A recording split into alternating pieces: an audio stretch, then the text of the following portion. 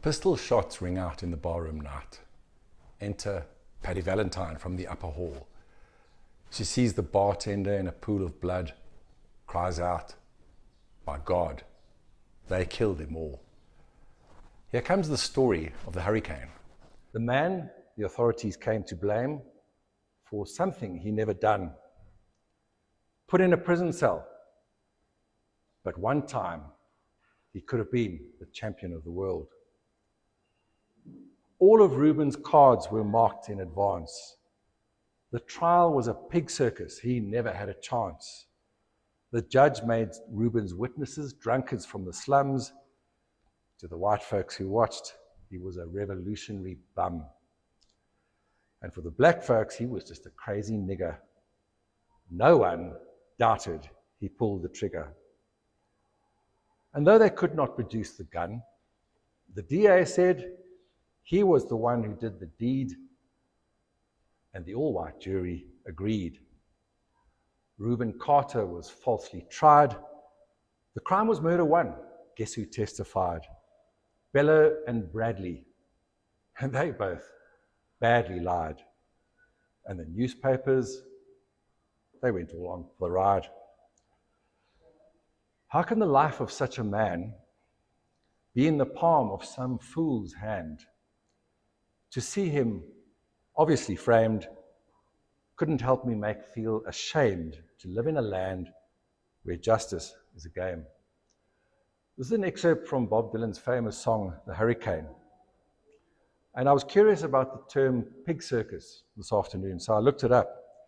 And it was actually coined by Bob Dylan in this song for the first time in terms of a slur against the police.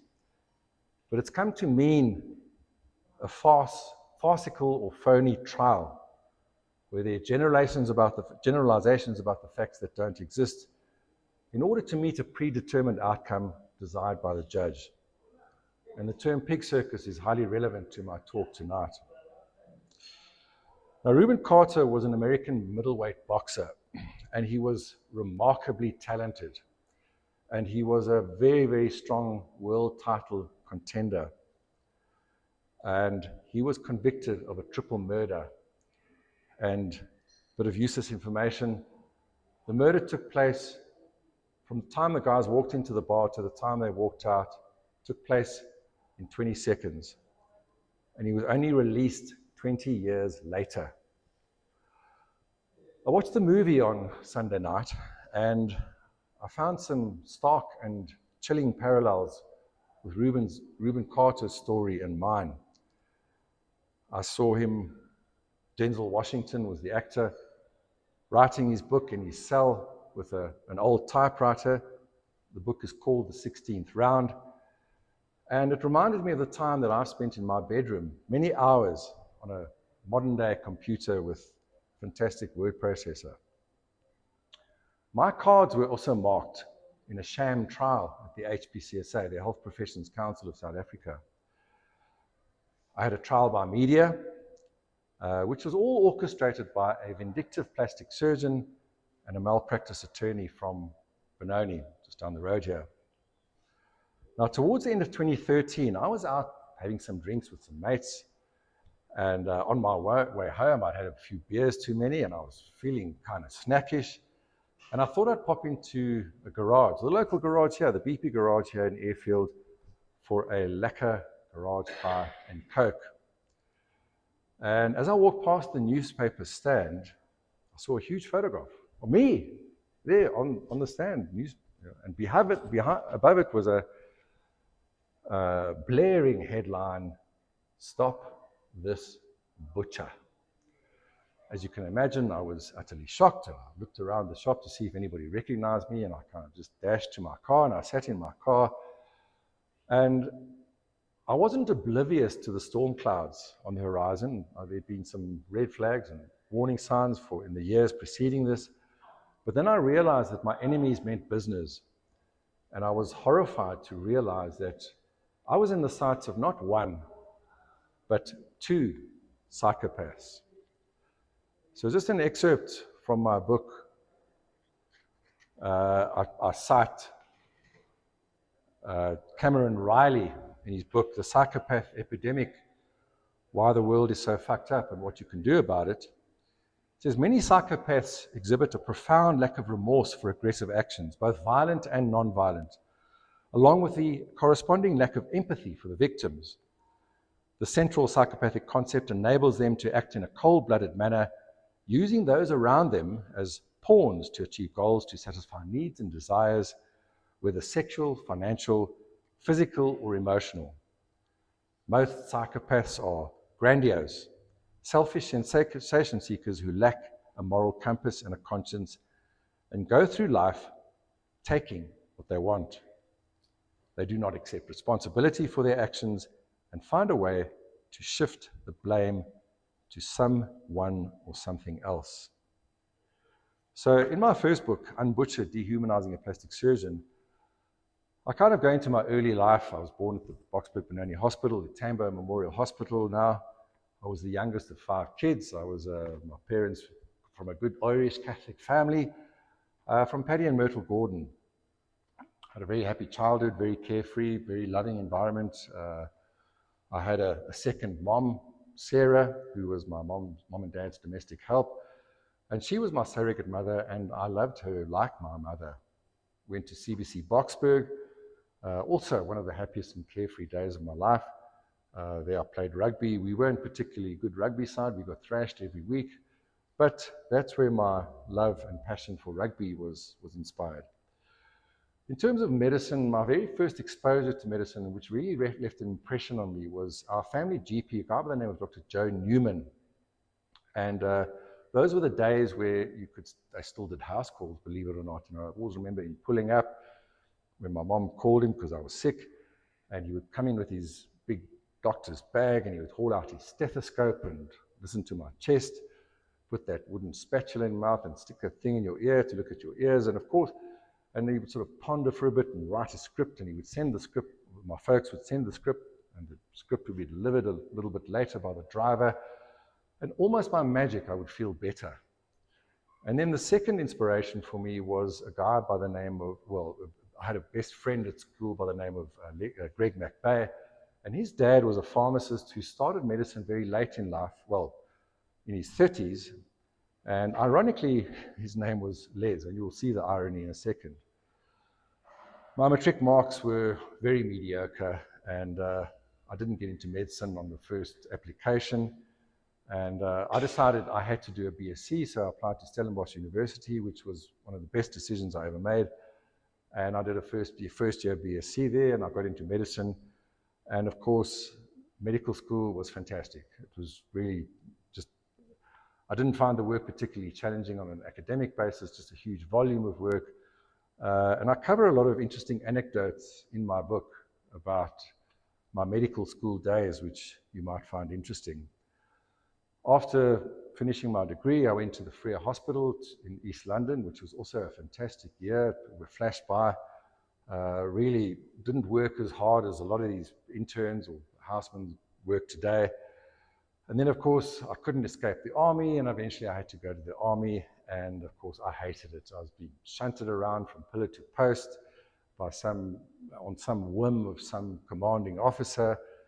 And looking back, I'm sorry that I didn't actually make more of it, because it would be a breather. I'd love it now because you have such a sheltered existence. So because of my frustrations, I applied to be released to go and specialize and come back and do my second year. Those were in the days when it was still 2 years. So in 1990, I started specializing at King Edward VIII Hospital in Durban. I had to rotate through a number of departments: general surgery, urology, ICU. And of course, it was fascinating. It was an amazing growth process. And there are also a lot of interesting anecdotes that I relate in the book here. And then at the end of my training, I went to England, to the Royal Devon and Exeter Hospital, which was also a wonderful experience. It's the most beautiful part of England, and the people were really friendly. And unfortunately, I just missed my kids too much, so I decided to come back. And of all the places in South Africa, all the beautiful places in South Africa, Cape Town, Port Elizabeth, Durban, East London, I decided to come back to the East Rand. And because I was perceived when I was a kid people would always go off to Joburg or to Pretoria to see the specialist. And then I thought to myself, surely there must be a gap here on the East Rand, Boksburg and Benoni. So I started a practice, and my practice took off.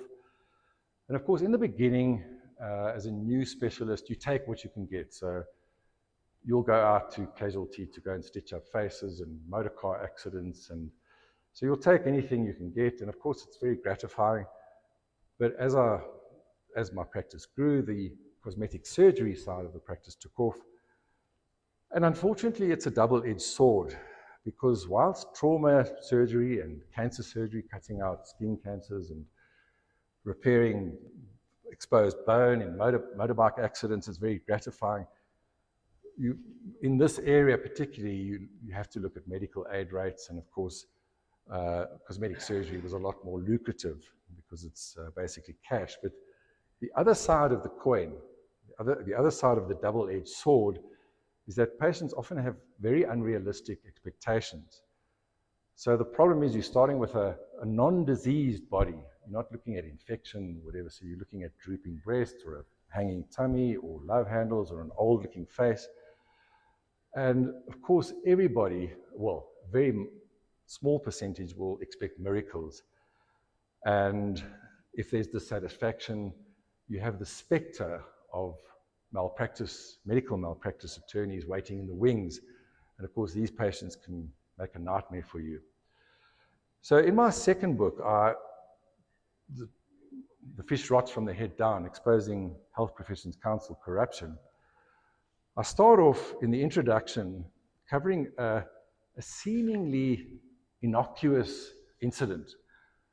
I think a month after it occurred, I'd forgotten about it. It faded into memory. But it was a lot more significant than I would appreciate. I'll read it for you. Fatima and Ziad Murad were a Lebanese couple that I saw in my clinic's early days. Fatima had full lips, high cheekbones, large, beautiful eyes, and Ziad was a strapping young man who looked after himself. He was well built with prominent pecs and deltoids, and he wore a sleeveless tight t-shirt to show off his chiseled body. Both Fatima and Ziad had typical attractive Mediterranean features, and I'd replaced Fatima's breast implants, and I did an unusual operation on Ziad, as he was one of the only two operations I'd done at that stage, and I see nowadays it's quite a common procedure. Later in the book, I go into the story in much more detail. They were very pleasant and courteous, and then one morning I came in to start the morning's consultation sessions, and Annette, my wife at the time, mentioned that the Murads had come in the previous afternoon wanting to see me. They came in for something trivial and were insistent on seeing me. And my receptionist, Wendy, politely told them that there was no urgency and they couldn't come and see me on outside scheduled hours. And of course, she was happy to schedule an appointment for the following day. A heated argument ensued, resulting in them storming out of the reception. A few weeks later, Annette and I found ourselves in a hospital boardroom in Johannesburg with members of the Association of Plastic Surgeons Executive Committee. After a roundtable discussion, we concluded the meeting and everybody conceded that the episode had been blown way out of proportion, and everybody stood up smiling and we all went our separate ways. As Annette and I walked across the car park, drive back to Benoni, we felt satisfied that we'd managed to dodge a bullet and the Murads were happy, which indeed they were. The terrible reality is that my fate was sealed. I was doomed, and about 10 years later, I would experience the horrific fallout of what transpired in that meeting. And I'm alluding to the garage fire incident just down the road here. So starting out in practice, in fact, in training, one has very minimal cosmetic surgery exposure. And the principles are the same. The surgery is probably slightly less challenging than reconstructive surgery, but you get to a stage where you feel that you have to learn more. And you can only learn more by going to congresses. Now, one of the sort of great congresses where you see international speakers from all over the world speaking about various aspects of cosmetic surgery is the International Society of Aesthetic Plastic Surgeons, ISAPS, and they normally have a congress annually in Cape Town. It was one of my first congresses, and there was a lecture before lunchtime. And it was an unusual lecture because it wasn't another lecture on a different facelift technique or a tummy technique or a breast lift technique. And this was given by Dr. Leslie Berkowitz. And the topic of the lecture was on menchood. Now, I don't know if anybody's heard the term before, but if you haven't, it's a mensch is a gentleman, a good person who's kind and courteous and displays a lot of equanimity. And it's a massive accolade. If a Jewish person says you're a mensch, it's a huge accolade. And indeed it is. I talk a lot about menchood in the book. And I was interested in Judaism because my sister Claire converted to Judaism in her sort of mid-20s, and I was also keen to learn about the tenets of the Jewish religion. So I wanted to learn more. I'd heard the term mensch. I knew basically what it meant, but who better to learn from than Dr. Leslie Berkowitz, a senior member of the Jewish community. The lecture started at about 12, and the lecture started, and I was very excited to listen, hear what he actually say. And then a strange thing started happening. People started standing up and walking out.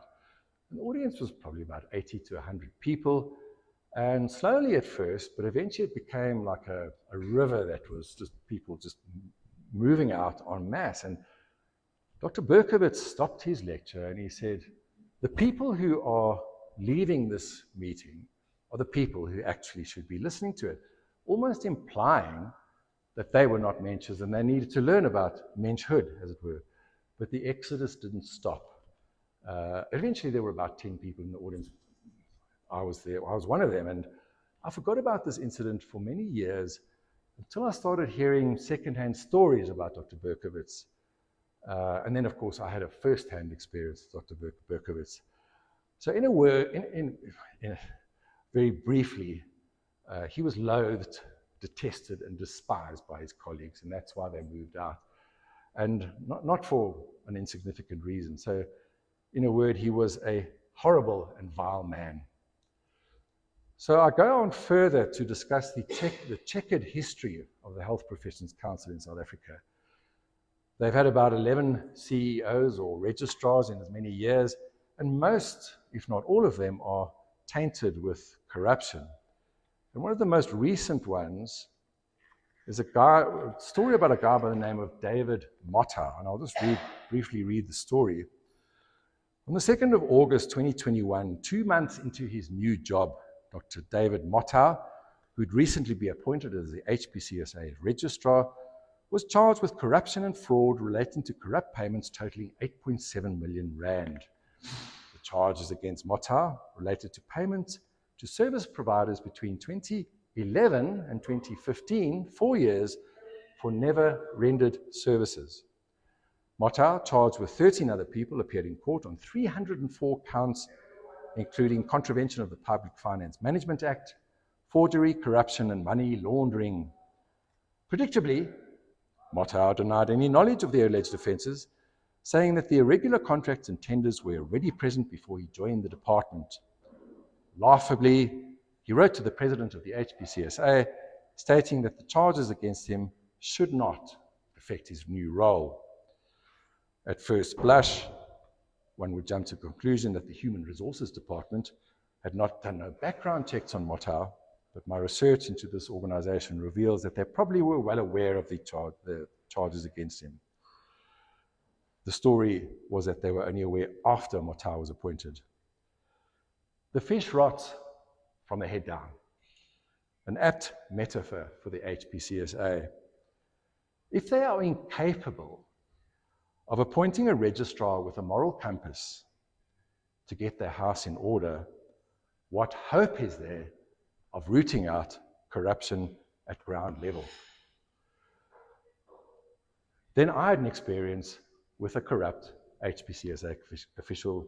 He was a prosecutor by the name of Gershon Mosiani. And I became entangled with this lowlife subsequent to a patient who'd lodged a complaint with the HPCSA, and she'd come in for a fairly complex procedure, and she failed to follow post-operative instructions. Numerous times, both myself and my staff told her not to do a certain thing, and of course, she did exactly that, and it ended in abject disaster. And of course, I was blamed. And the long and the short of it is that I became involved in all sorts of cloak and dagger stuff. Mosiani taking out huge wads of cash out of my car in a police trap at the Mug and Bean in Brooklyn Mall. So the whole story is in the book here. Then, of course, there's the fascinating story of Dr. Anil Anirudra, also known as Dr. I can't actually remember his alias. He changed his name. And in 1992, he was charged with 319 cases of medical aid fraud. So just think about it.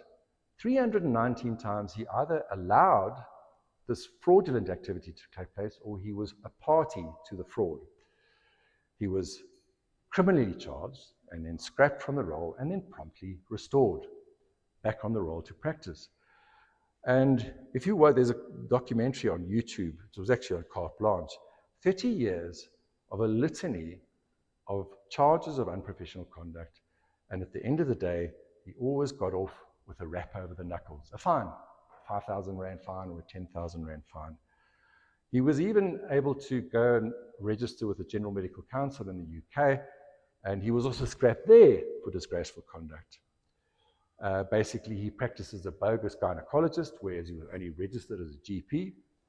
And apart from sexual misconduct, he was eventually charged recently in the last 2 or 3 years with the negligent deaths of 2 patients that should have never died from the operations that he performed on them. The case dragged on and he was allowed to practice while it went on, and eventually he pleaded guilty and he was given a 12-month suspension. This was probably about 8 months ago. So in a few months' time, he can restart his practice as a gynecologist. So basically, in wrapping up, as I mentioned before, my enemies meant business. And the shocking reality is that they wanted me to commit suicide. And I know this beyond a shadow of doubt because one of the so-called victims, information was fed back to me by one of the victims' sisters. But I wouldn't give them the satisfaction, although I never considered it. It was obviously a very, very stressful and very horrible experience to go through, but I wouldn't give them the satisfaction. So look, interesting story, but it wouldn't be complete if I didn't share some of the life lessons, a few of the life lessons that I've gleaned from this experience. And I hope that will be your takeaway. If you can remember 1 or 2 of these, this will be the takeaway for you tonight. No matter how bad things get, no matter how what horrible things happen to you, the sun will always rise tomorrow. There's always another day, and it's a matter of just forging through the day. As my dad always used to say, this too shall pass. And that applies for good things and bad things. And it did. There was a stage where I thought my life would never be the same again. I'll never recover from this. But at the end of the day, I feel that I'm a hell of a lot stronger. I wouldn't have chosen this adversity, but I survived. Now, many of you may have already encountered or clashed with a psychopath, or you will clash with a psychopath. And one of the sources of my inspiration is Stoicism. That's helped me a lot in the past to get over things. And the one that stands out for me is the best revenge, because revenge is it's a never-ending cycle. The best revenge is don't be like them. Don't be like the person taking revenge. And indeed, if you're alive, be thankful, because most murders are committed by psychopaths who don't have a conscience. So to wrap it all up, and thank you all very much for attending this evening. It's really a pleasure to speak to you. Horrible things will have happened to you, or may have happened to you, at the hands of a psychopath. and horrible things may happen to you, but just remember that you are stronger than you can ever imagine. You will survive a psychopath. Thank you very much.